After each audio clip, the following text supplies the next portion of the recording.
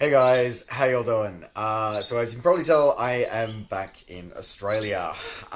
So sorry you didn't get any vlogs many vlogs from while I was over in the US. I did try, but a lot of things happened while I was in the US that kept me very busy, and a few things that are yeah, a lot of good things and some not so good things happened while I was over there. So yeah, we'll cover that off shortly. But yeah, I wanted to sort of check in with you guys because I also may have a favour to ask of everybody. So yes, stay tuned for that at the end. Anyway, so in the last video, I was en route to seeing April and spending some time with her, and sort of spending some time sort of working remotely as well. So that was all very interesting. And of course, I was sort of mentioning that I had to keep my training up because I have something that I've been working towards that I've been sort of hinting at, but I haven't really sort of confirmed to everybody. And I think a few people might have guessed what it might be, but I've kept it fairly quiet as to what it is that I've been working towards.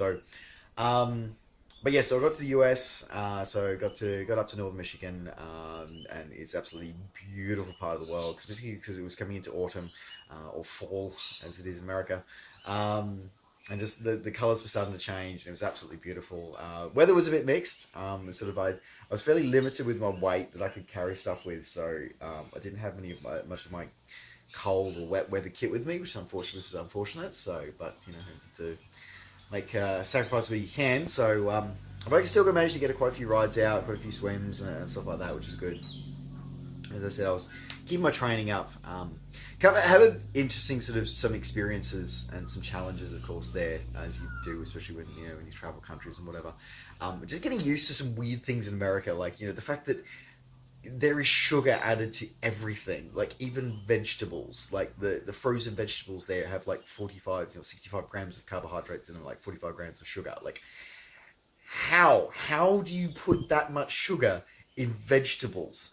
What the hell? Like, this is just like normal broccoli, like, steamed fresh vegetables, that you get frozen, put them in the microwave for steam them up for a healthy meal. And no, it's just got like, all the sugar in it, all this refined sugar in it. It's just like disgusting, incredible. And as a diabetic, it was one hell of a challenge. It really was.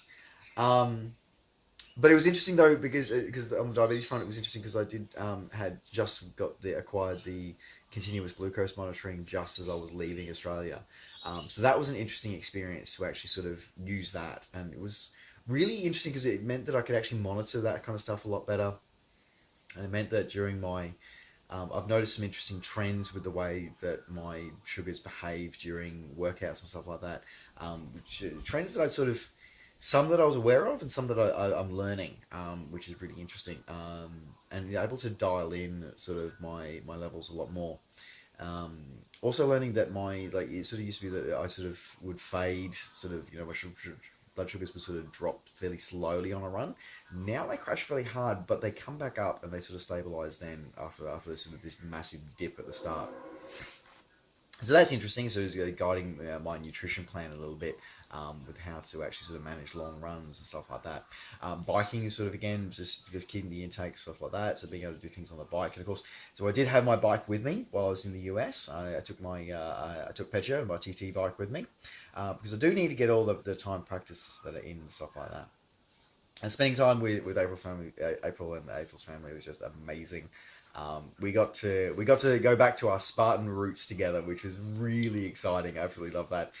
We got to race the Spartan Race in Michigan. It was a lot of fun. So it's not officially one of the stadium race series, but it takes place at the Michigan International Speedway. So it's sort of the home of NASCAR in that part of the world.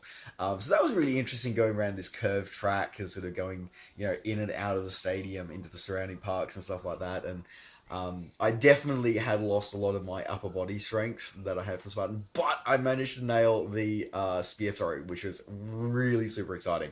Because normally with the spear throw, it was one of the ones that, so some of the spear throws in Australia, you sort of have the tire, you got to send it through, you got to sort of get it through the middle of the tire.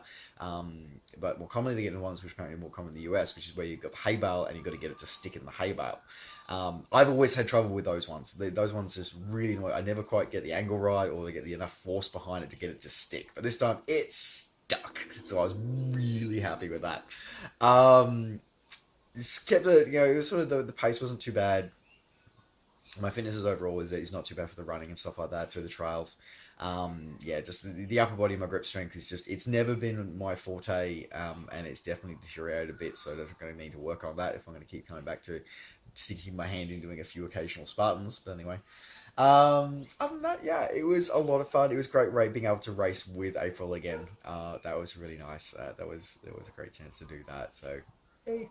And then, of course, we went off to. Then, of course, being the athlete that I am, we went to the Air Zoo in Kalamazoo. Like, seriously, how cool is that? It's called an Air Zoo. Like, yeah, it's a museum, but it's like Air Zoo. Like, just like perfect. Like, anyway, that was a lot of fun. I got to see pretty much. I got to see both the main hangars, and that was a lot of fun. Took a lot of photos, and so I might put a few of those up on my main channel. Which reminds me, I still need to put up my tour of the Wings Over the Rockies Museum from a couple of years ago, last year when I was in Denver. I should do that. Anyway, but yes, I love the Air Zoo in Kalamazoo. That was awesome, and it was a great place to go to Kalamazoo. Like I always wanted to go to Kalamazoo. So when I was growing up, I listened to a lot of sort of 40s, 50s music, and one of the ones I listened to was Glenn Miller. I listened to a lot of Glenn Miller. And there was some song that he did. I can't remember who the singer was, but it was it was one that he did with with a girl in Kalamazoo, and it was so good to actually be able to go. I've always wanted to go to Kalamazoo. Didn't get to go on a train while I was Kalamazoo, but I went to Kalamazoo, so that was fun. But yeah, other than that, it was spending a lot of time still working. So I was still working 9 to 5, doing my job, and then fitting in training and family stuff around that, and sort of occasional excursions and stuff like that, which was good. But during my time training, so I said one of the things that I've been working towards, as I said, I've been alluding to, has been a bit of a goal, and I've kept this very, very quiet. A few people know, but I've kept it fairly quiet. So I've been working towards, of course, for those who've been playing along at home, I rode a bike for the first time in February 2017. I did my first triathlon in September 2017. I did my first Olympic distance in November 2017. I did my first half Ironman after being schmucked by a car in May this year. I've been schmucked 2 weeks before by a car in April. So what I haven't told many people is that I've been working towards, in November, I've been working towards my first full distance Ironman. So for those who don't know what that is 140.6 miles, or 226 kilometers. So it's a 2.4 mile swim, it's a 112 mile bike ride, and then a 26.2 mile run. So it's going to be my first marathon. It's going to be this, and this is going to be happening on November 18 in Mexico, the beautiful island of Cozumel. So I've been sort of working towards that all year. I locked my place in for that in February. And I've been working towards it all year. So that's why it was funny when I qualified for Worlds for 7.3, it was really interesting because I was actually going to be racing like the weekend before that anyway, because I'd been intending to do Sunshine Coast and do that as a a training sort of run as a simulation sort of thing moving towards my Ironman in November. So that's why it's been important for me to have my bike with me when I traveled to the US and get some time on the bike. Now I got a few good long rides in, but the other long rides I couldn't get in because I just didn't have the right kit with me, because I was on weight, I had weight restricted because of the stuff I had to take with me. So what I chose to do instead is I chose to use a trainer, so a wind trainer, an indoor sort of stationary thing. So you clip your bike into it, so I can still get the feel of actually being in my saddle on my bike with my gears, and just simply use a stationary sort of trainer inside, so I don't have to worry about or temperatures and also some scary American drivers, by the way. Didn't have to worry about any of that, and just do that. That's fine. Anyway, so I'm on the trainer, one of my trainer sets, and then the locking bolt that locks the bike into the trainer lets go, and I and the bike crashed to the floor. I go into a wall. Yes, hello, Austin. Austin's wanting to say hello to everybody. So I end up going into a wall and sort of having to sort of figure out how to unclip from that, which is interesting. I'm all right. The bike, however, not so much. So it was in the place where, for those again following along at home, got hit by the car back in April, so 2 weeks before my first half Ironman. It's at the point where the bike was hit by the car, is where it got let go, so the right rear seat stays. So I'd kind of always known that I was on a ticking time bomb. I was riding a ticking time bomb because bike versus car, the fact that I got away with as minimal injuries and whatever the superficial injuries that I did was amazing for a start, and the fact that the bike was relatively intact. There was a few issues with the gears, but they were relatively easy to fix. But I just knew that there was another issue. I just couldn't tell, and without putting it through an X-ray machine, you'll never know until it lets go, and this did. So I have a very large. It looked initially like a crack, but actually it essentially shattered the carbon fibre on the right seat stay, which basically means that bike is off the road.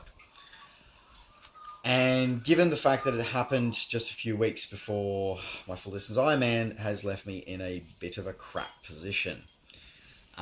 So I'm currently looking at, I don't have the resources for a new bike.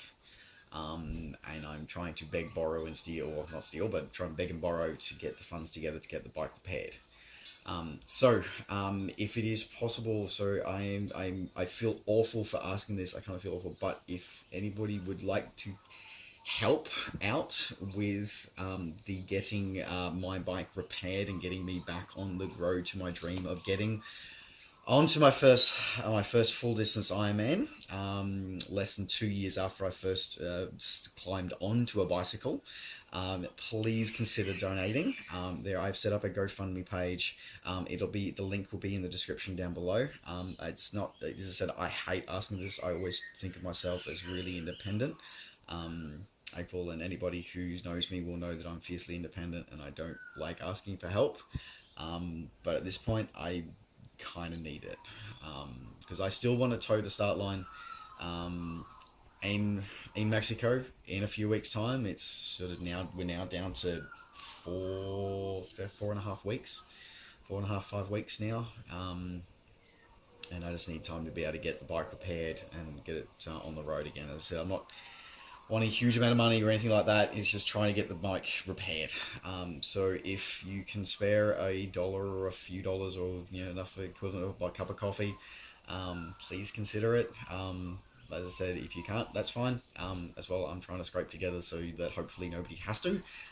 But if you can, the link will be down below. Thank you so much to everybody, because it's been a lot of emotions are invested in getting to the full Ironman. So because the journey towards an Ironman, I was reading a quote about it, is that when you cross that line, the journey that you go through, everybody goes through, whether you're first or last, the journey you go through mentally and physically is huge, and it's soul searching. And I've been very fortunate to meet a lot of amazing people along the way. I've had some amazing experiences. I've had some pretty awful ones.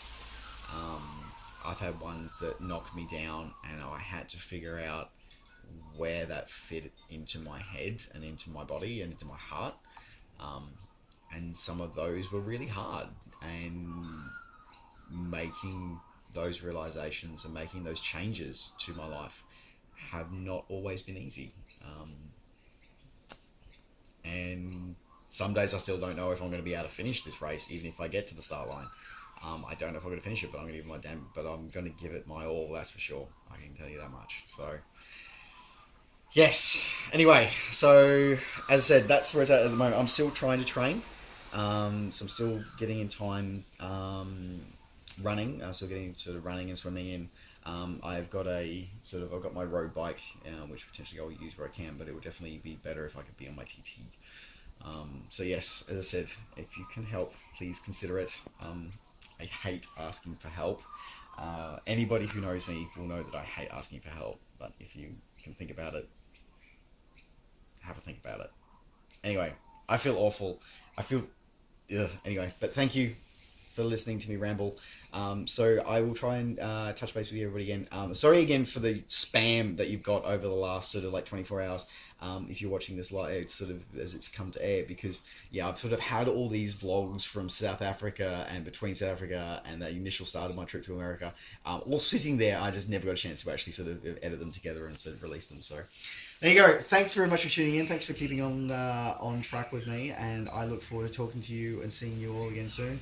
Take care. I'll talk to you soon. Bye, guys.